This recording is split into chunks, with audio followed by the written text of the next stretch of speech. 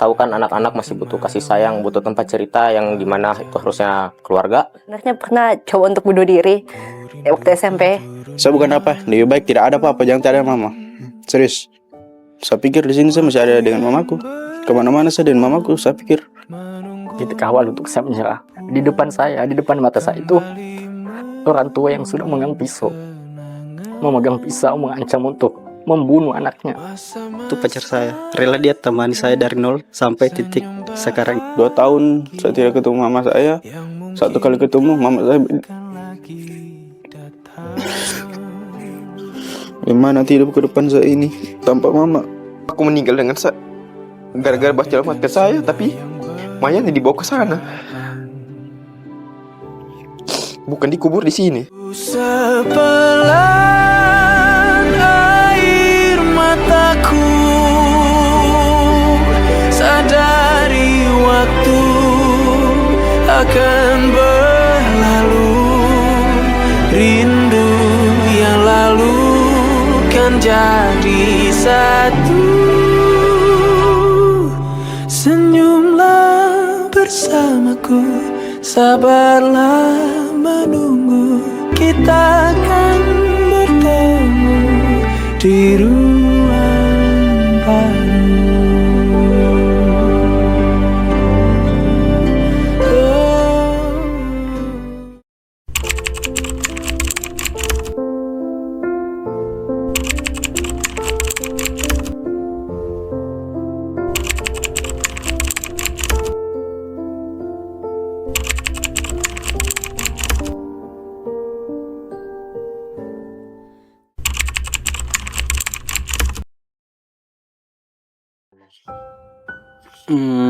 Masa yang terberat yang pernah saya rasakan itu sih pas saya masih menjual di pasar. Di situ kita mulai bangkit dari COVID. Tidak lama dari situ mulai bangkit perekonomiannya kita, dan ada sesuatu yang terjadi di pasar itu, yaitu kebakaran pasar yang sangat besar, yang itu membuat saya merasa stres karena di situ kerugian yang kita dapatkan lah. Tempat kita terbakar, barang-barangnya kita hangus terbakar juga. Yang bikin kesalnya kita di situ, kita tidak tahu apa penyebab kebakaran tersebut. Mungkin itu sih yang paling berat saya rasa. Sebenarnya kalau mau dibilang masa sulit, dari kecil sudah sulit sih menurutku. Masa kecil sampai detik ini pun menurutku masih masa sulit yang saya alami. Jujur, saya seorang kakak laki-laki yang tertua dari 5 bersaudara. Saya anak kedua. Anak pertama kakak saya itu cewek, jadi secara tidak langsung saya sebagai kepala rumah tangga lah yang menggantikan bapak saya. Karena jujur kedua orang tua saya sudah pisah semenjak saya masih, resminya itu di saat saya beranjak SMA. Dan masa-masa kecilku itu tidak ada yang saya ingat, karena yang saya ingat hanya perdebatan, pertengkaran. Saya merasakan menjadi sosok pengganti bapak saya, yaitu di masa SMA. Saya merasakan sosok pengganti dari bapak saya karena semua apa-apa itu larinya ke saya. Semisal adikku butuh sesuatu, bilangnya ke saya, sampaikan ke bapak, saya mau begini, asal lagi yang sampaikan. Pun sama dengan mamaku selalu bilang, sampaikan ke papamu, adikmu butuh ini. Kadang saya sampaikan ke bapakku juga dengan keadaan yang terpaksa, karena saya sudah bakal tahu jawabannya bapakku seperti apa. Ekonomi keluarga juga pada saat itu tidak terlalu baik, jadi ada di situasi di saat bapakku, di saat adik-adikku butuh sesuatu dan saya sampaikan bahwa adikku butuh ini, bapakku hanya jawab belum ada, mungkin nanti. Jadi jawaban yang itu yang saya bawa ke adikku atau ke mamaku. Saya sampaikan bahwa bapak bilang belum ada, tapi jawaban dari mamaku balik tanya kepada saya, terus bagaimana ademu, bagaimana. Itu yang menjadi beban di saya. Saya juga tidak bisa apa-apa. Pada saat itu saya belum bisa menghasilkan. Ya, bisa dibilang saya makan hati lah pada saat itu. Mungkin kalau kehilangan salah satu dari mereka, mungkin saya merasa terpukul. Tapi mau tidak mau, itu sudah takdir. Kita harus siap dalam keadaan apapun itu. Meskipun aslinya kita tidak siap, tapi keadaan memaksa, kita harus siap. Jika takdir sudah datang, itu tidak bisa ditolak. Makanya saya sekarang ini sangat beruntung memiliki kedua orang tua seperti mereka, yang sangat baik bercerita dan saya bertukar cerita tanpa adanya begitu marah-marah apa. Meskipun mereka rada apa ya, stretch begitu, tapi saya beruntung begitu sama mereka. Ya saya lebih pergaulan saya baik rajin sholat, bisa dibilang begitu. Bersyukurlah punya mereka berdua di hidup ini. Sampai detik ini hal yang saya takutkan ini sudah terjadi. Bapakku meninggal. Waktu saya masih kelas 2 SD tahun 2016. Jadi waktu 2016 itu kan bapakku itu hobinya mancing. Jadi ada waktu di mana saya sama adekku yang ketiga dibawa pergi memancing di Donggala sama temannya papaku. Nah itu kita memancingnya dari pagi. Jadi saya mau menceritakan kronologinya bapakku meninggal ini. Jadi di situ kita memancing dari pagi sampai sore. Posisinya juga akhir tahun, yang dimana cuaca itu lagi kencang-kencangnya, seperti ombak laut itu kencang, angin. Mungkin lantaran terlalu lama dari pagi sampai sore, saya temani papaku memancing, mabuk laut sudah saya. Jadi pas sudah jam 4 sore begitu, saya jatuh di laut. Jadi posisi memancing di situ di kapal tongkang. Jadi mungkin lantaran sudah mabuk laut, jadi saya jatuh ke laut.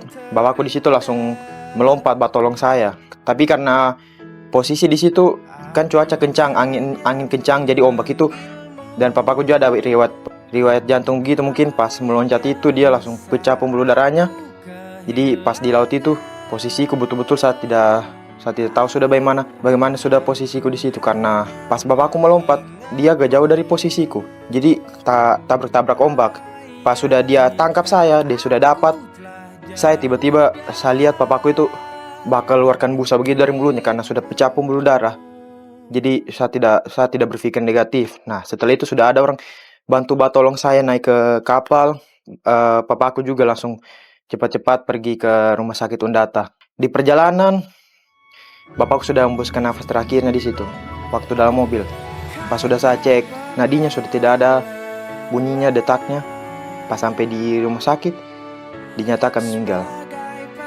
Nah itu mungkin hal yang sudah saya takutkan sudah terjadi sama saya. Ya mungkin susah karena posisinya di situ betul-betul tidak ada yang menemani waktu saya besar. Jadi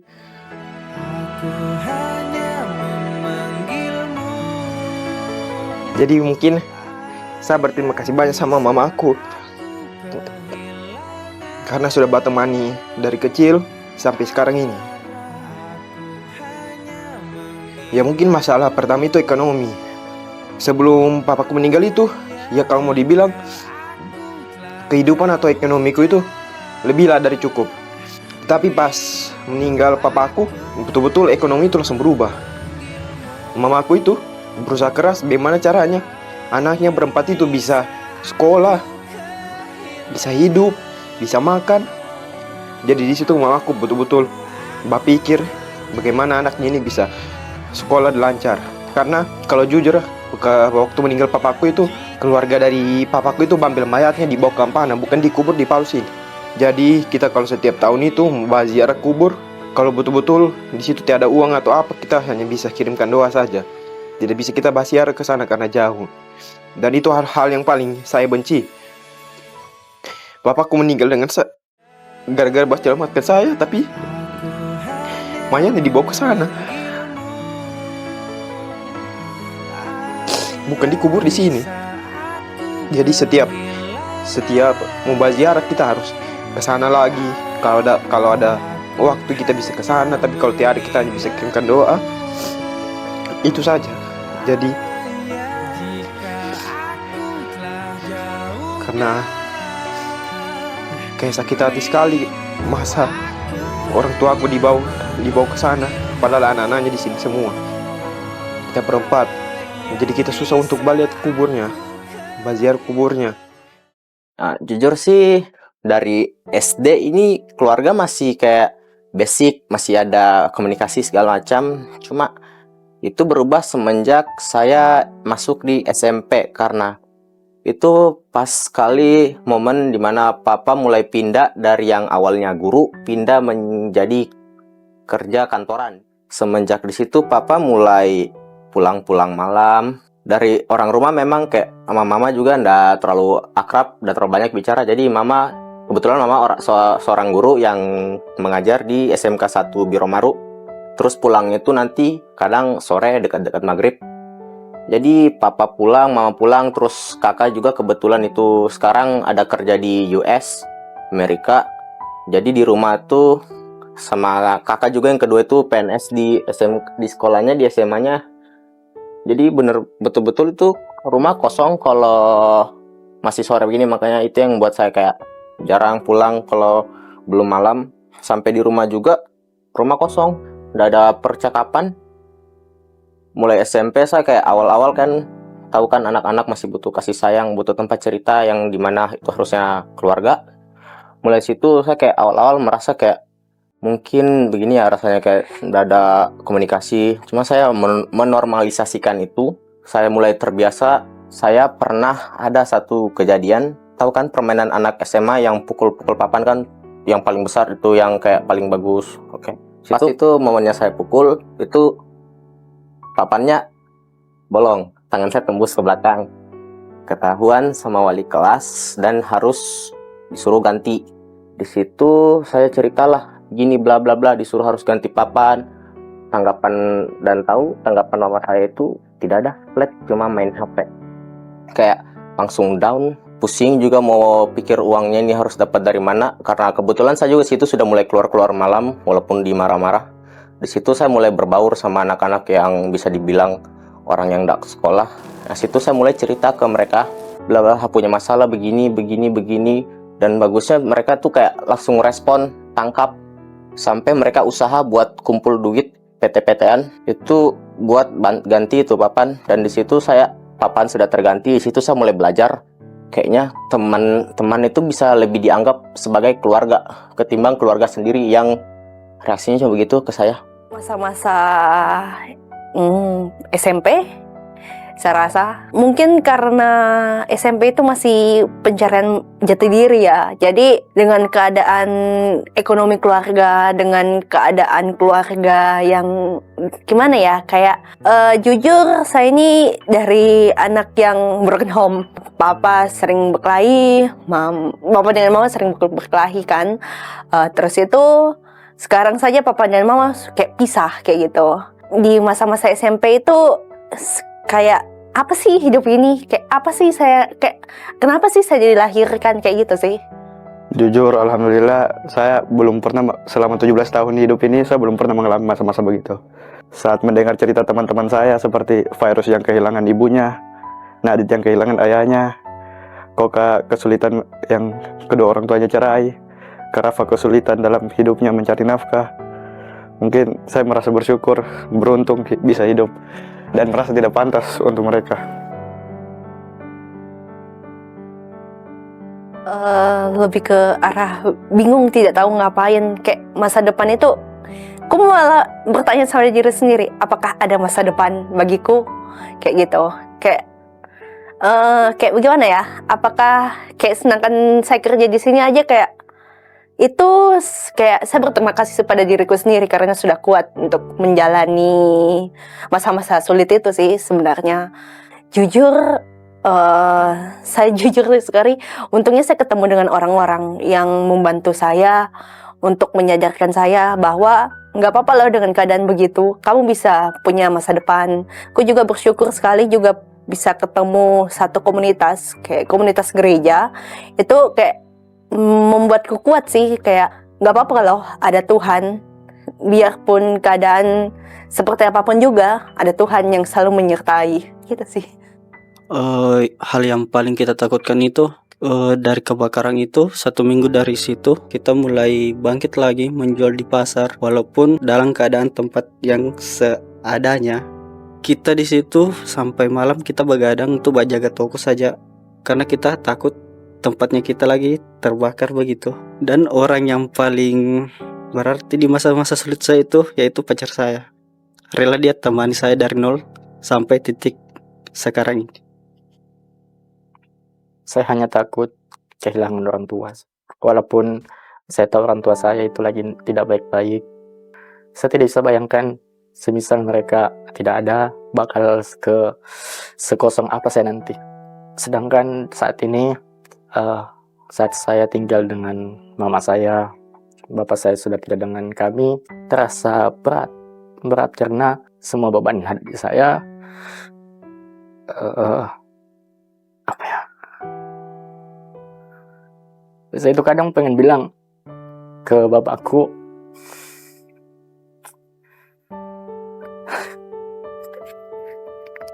ternyata begini rasanya jadi bapak. Susah. Cuman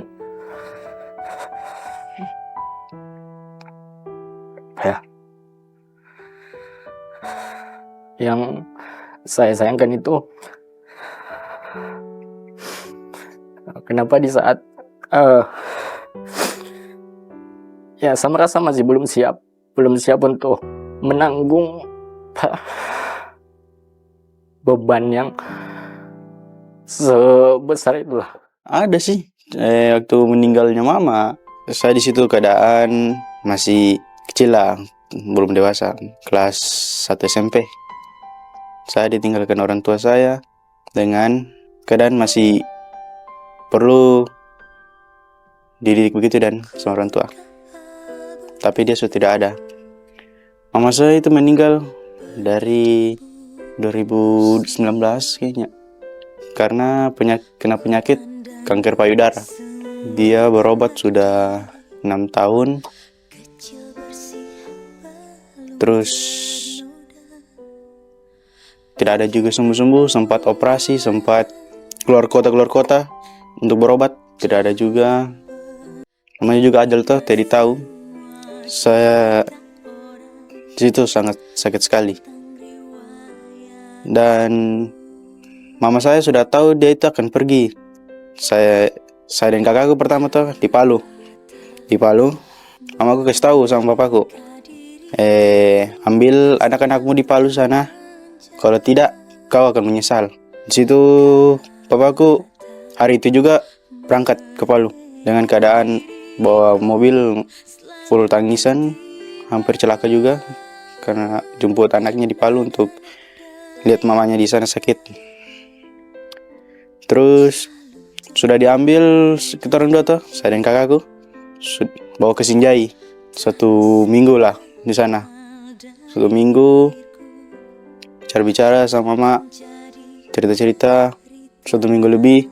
Pokoknya tidak sadarkan diri dan saya sudah manggil namanya, tidak ada juga sadar.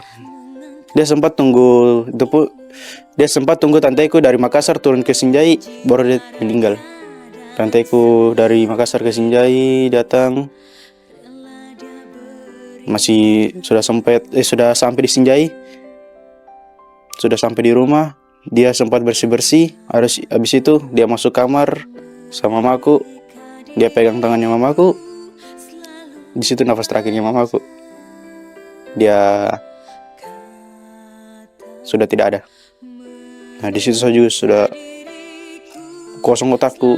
Absamonto, saya situ menangis. Saya peluk erat saya dan kakakku.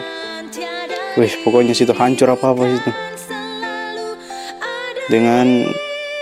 Pokoknya banyak perubahan sih pas tidak ada mama. Pokoknya susah sekali. Semenjak tidak ada mama, saya bukan lebih baik tidak ada apa-apa, jangan tidak ada mama. Serius.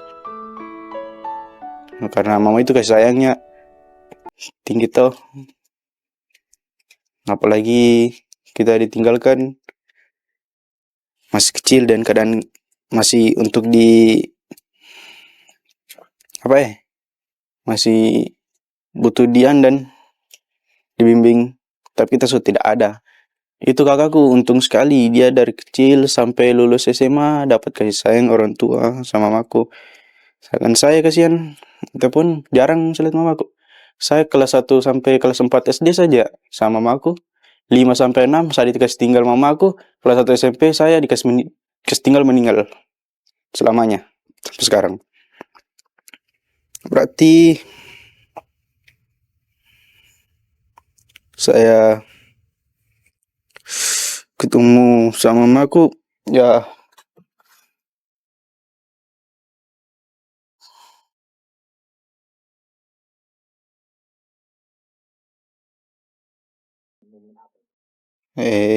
ada. Saya ingat itu waktu saya kecil, apa yang saya mau dikabulkan. Saya kalau kemana-mana dia selalu ada. Biarpun saya dekat-dekat keluar dari rumah, dia pasti di sampingku. Momen yang paling aneh itu.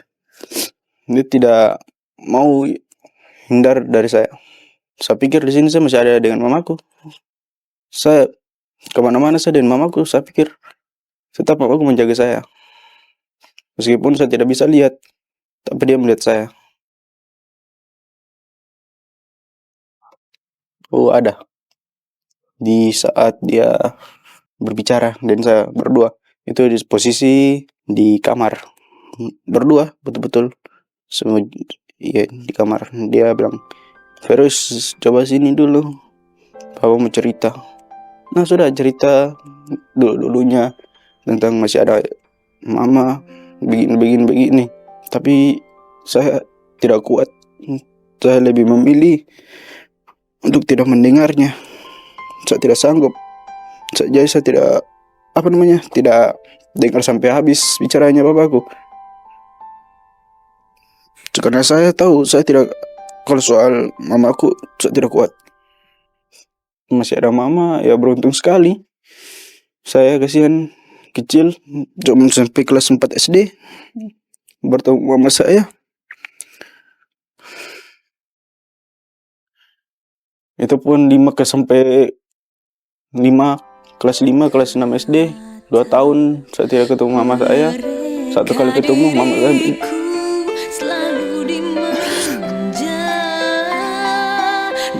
mama saya meninggal.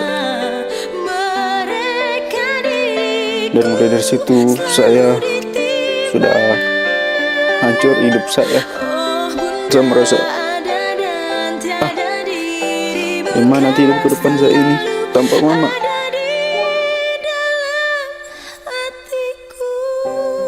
Pernah satu kali sudah lelah dengan hidup ini tanpa mama toh. Saya tidak tahu mau bikin apa sudah. Dan keadaan keluarga sudah agak rusak kan. Bukan rusak juga, apa gimana. Hidup tanpa mama itu susah sekali. Saya itu satu kali pernah saya keadaan dimarah juga karena pulang tengah malam tuh. Dimarah sama bapakku. Marah. Dikasih tahu kalau masih ada mamaku ini, mungkin kau tidak jadi begini kalau kau virus. Kau sudah kurang ajar semenjak tidak mama. Nah, di situ saya sendiri pikir, saya bilang, bagaimana kalau masih ada mamaku saya dengan keadaan besar begini. Coba seandainya ada, saya tidak pasti begini. Saya juga butuh tenang, dan di luar sana sengaja sebelum pulang tengah malam. Kan selama ini saya sudah dari kelas 3 SMP sampai sekarang itu saya pulang tengah malam terus sampai sekarang.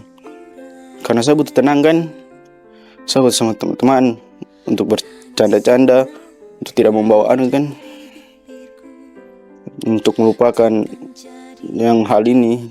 Sekarang bapakku sekarang angkat tangan, sudah tidak mau banyak urus sudah sama saya. Saya tidak turuti maunya kan.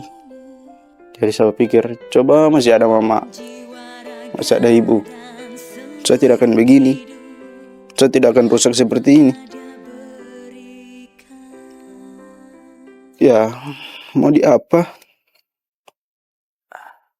Sebenarnya dari awal perdebatan yang terjadi di keluarga saya itulah titik awal untuk saya menyerah.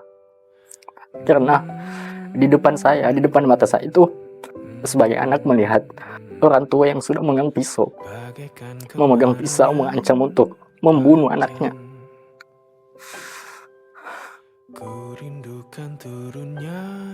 Dan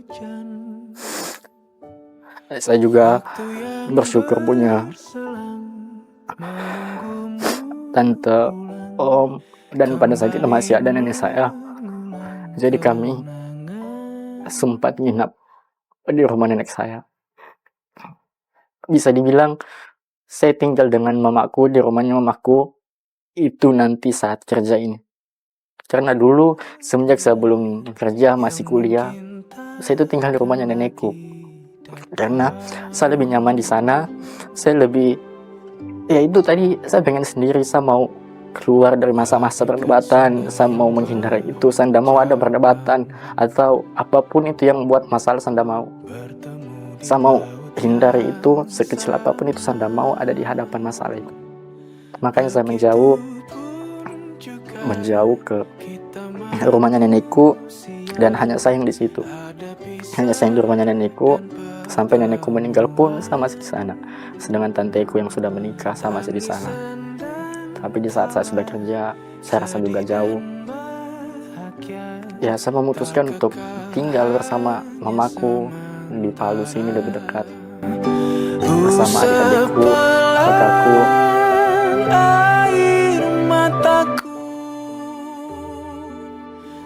Berat sebenarnya jadi kakak tertua laki-laki, jadi pengganti sosok bapak yang saat adik-adik butuh sesuatu, sebentar bapak belum bisa penuhi, dan sebagai kakak itu mesti bisa penuhi itu. Untuk sekarang sih tidak ada, karena berdasarkan pengalaman waktu belasan tahun itu, aku belajar bahwa pengharapan itu sungguh ada, dan Tuhan itu sungguh menyertai kita sesulit apapun itu juga. Jadi sesulit apapun yang saya rasakan, meskipun saya kadang menangis, tapi saya jujur bilang dia pada diriku sendiri, pengharapan itu sungguh ada. Saya itu tidak ditinggalkan oleh siapapun juga. Masih ada Tuhan di samping saya, meskipun orang-orang bisa menjauhi saya, bisa saya merasa kecewa kepada manusia, tapi jujur saya merasa saat ini Tuhan itu selalu menyertai dan melindungi saya. Itu yang bikin saya kuat. Bisa membuat bangkit saya itu ketika saya sudah merasa di pasar itu sudah tidak ada harapan lagi. Saya mulai cari pekerjaan. Akhirnya saya dapat pekerjaan di sini, di Tribun Palu sini. Walaupun cuma sebatas OB, tapi ini sangat berarti dalam kehidupan saya, yang bisa membantu perekonomian saya sampai saat ini. Orang yang selalu semangati saya itu saudara saya di sini, sama pacar saya juga selalu semangati saya tiap hari, dan jangan pernah menyerah. Saya hidup itu hanya untuk orang tua, ibu bapakku. Saya dibesarkan meskipun hanya sampai 17 tahun, sisanya saya bisa hidup sendiri. Saya tetap mengusahakan segala sesuatu untuk orang tuaku, papaku, mamaku. Karena saya lebih dekat sama papaku daripada mamaku. Mungkin itu sih, saya selalu ingat itu papaku sih. Kalau bukan dia usahakan meskipun dalam keadaan kurang, dia selalu mengusahakan itu. Hidup matiku hanya untuk orang tuaku. Sebenarnya pernah coba untuk bunuh diri waktu SMP, jujur. Bukan aja. Terus itu aku cuma ingat satu ayat sih sebenarnya dari Alkitab. Kayak masa depan itu sungguh ada, pengharapan itu sungguh ada. Kayak sesulit apapun juga Tuhan selalu di sisiku. Itu sih yang bikin saya ketika aku ambil pisau, jujur, itu yang teringat di otakku. Jadi saat itu aku menangis sejadi-jadinya karena teringat akan satu ayat itu, dan itu saya rasa Tuhan yang menyertai saya. Saya melihat perjuangannya mamaku yang bisa sampai membantu kita untuk bersekolah. Jadi saya berpikir, masa mamaku bisa, kita yang anak-anaknya tidak bisa. Saya juga di sisi lain tidak mau mengecewakan mamaku. Jadi saya berusaha semaksimal mungkin meraih prestasi-prestasi apa yang harus saya dapatkan. Saya belajar banyak juga dari kejadian-kejadian yang sudah pernah saya dapatkan, seperti hal yang indah itu tidak selamanya indah, karena kita di dunia ini tidak ada yang selamanya. Apapun yang kita miliki itu tidak ada yang kekal, semua pasti akan kembali.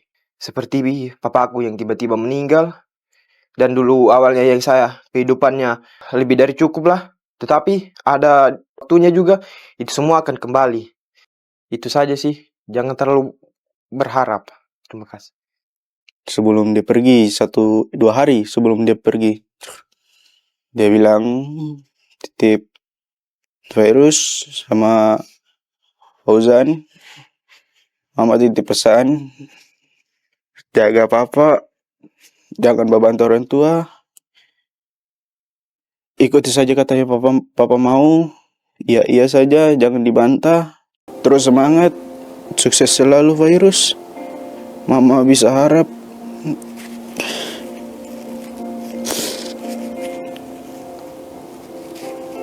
Kau akan jadi orang sukses.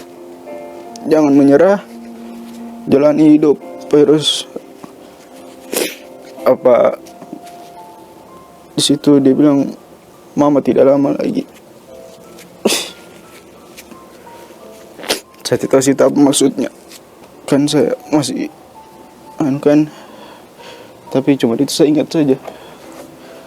Saya tuh jujur, saya sering sekali dibeda-bedakan sama anak-anak lain, sama keluarga-keluarga. Saya paling tidak suka sekali. Tuh dibilang itu anak orang sana sudah jadi ini. Kau, sudah. Saya bilang, saya pasti akan buktikan suatu saat nanti saya akan sukses. Saya akan bayar semuanya dengan kesuksesan sendiri nanti kepada papa saya dengan mama saya. Saya akan buktikan di depan kuburannya mama saya itu kalau saya bisa jadi anak yang sukses yang dia bilang sebelum dia pergi.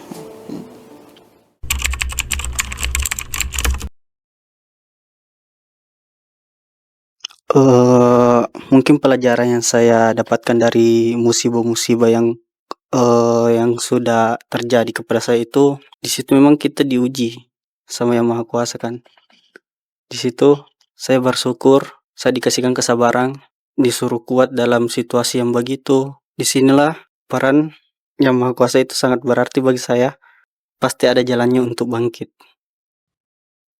Pelajaran yang paling berharga bagi anak-anak yang mungkin broken home seperti saya cuma mau bilang kalian itu tidak sendiri. Kalian itu masih ada harapan kok, masih bisa untuk menggapai cita-citanya kalian. Kalian percaya saja, masa depan itu sungguh ada. Kayak Tuhan tidak meninggalkan kalian. Masalah yang datang itu pasti ada saja yang bisa kalian ambil untuk pelajari. Saya bisa lebih belajar mandiri, tidak bergantung sama orang tua.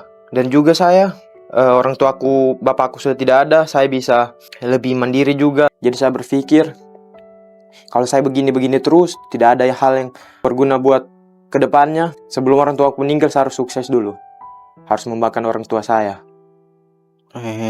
Sambil pelajaran situ, kos mamaku sudah tidak ada. Saya itu harus mandiri, tidak bergantung kepada keluarga. Harus sukses. Bagi orang yang sedang berjuang, semoga kalian tetap kuat sih dalam menjalani kehidupan kalian masing-masing. Setiap ada ujian, di situ ada jalannya juga. Di situ ada kesabaran yang dikasihkan sama Yang Maha Kuasa. Anak-anak itu butuh kasih sayang. Jadi sebelum anaknya kayak mati rasa kepercayaannya itu ke orang tua, mending dekatkan memang sebelum itu terjadi, karena takutnya kasusnya sama seperti saya. Pesan buat orang di luar sana, hal yang indah yang sudah kamu dapatkan dalam hidupnya kamu, itu diingat baik-baik. Karena momen-momen indah, hal-hal yang indah itu tidak selamanya akan seperti itu. Pasti ada di mana waktunya itu semua akan hilang. Dalam hidupnya kamu buat banyaklah momen-momen yang di mana ketika kamu tua, kamu bisa mengingat hal-hal, momen-momen itu, hal-hal yang indah dalam hidup kamu. yang kuat ya. Kayak ya jangan putus asa, jangan menyerah. Meskipun ya saya tahu itu berat sekali pasti. Tapi jangan menyerah saja karena pasti ada jalan. Kalian yang kuat. Saya mau sampaikan apapun itu, jangan ambil jalan yang merusak diri Anda. Karena kalau bukan kalian yang kendalikan, orang lain tidak bisa kendalikan diri Anda.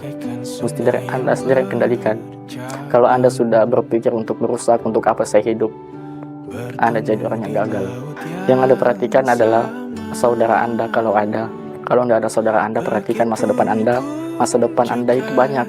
Mulai dari istri Anda, anak Anda nanti, atau bahkan orang di sekitar Anda.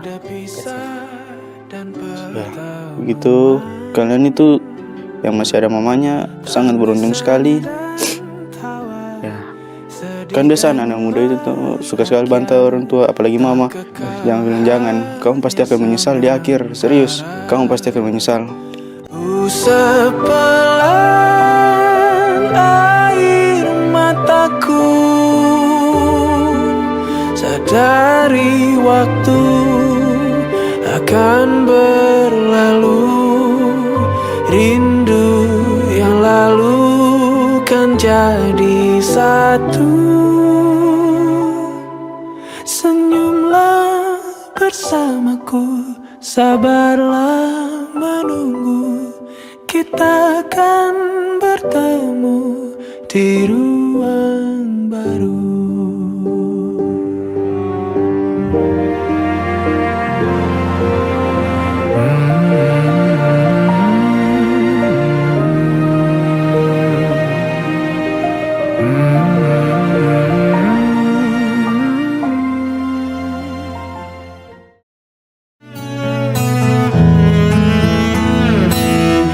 Datang akan pergi,